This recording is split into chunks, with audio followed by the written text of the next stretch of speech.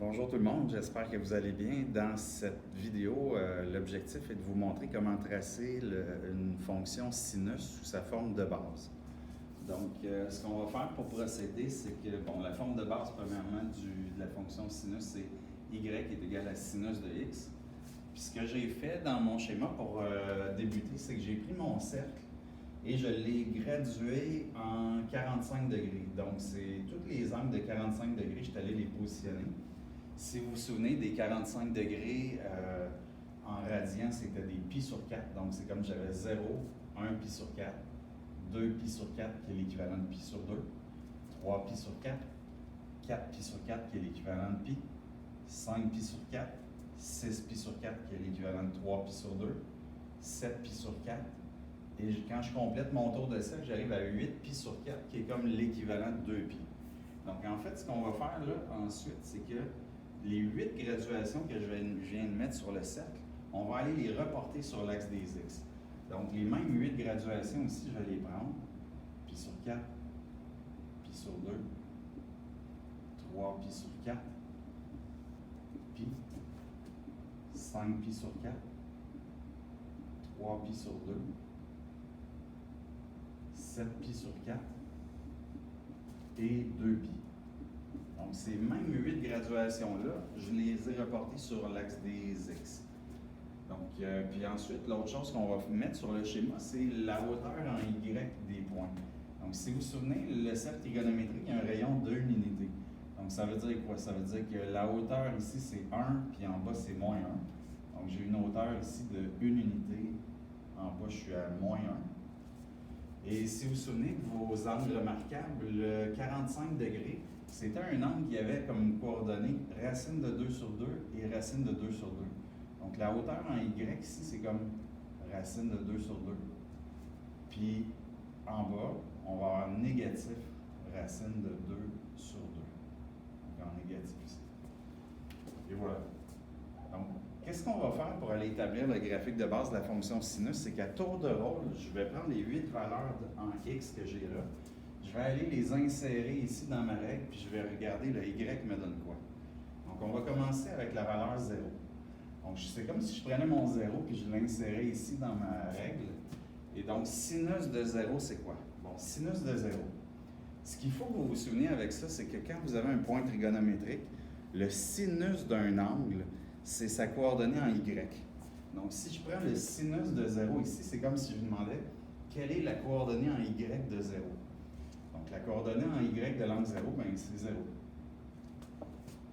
Ensuite, je prends pi sur 4. Je l'insère ici. Donc, pi sur 4 qui est rendu là.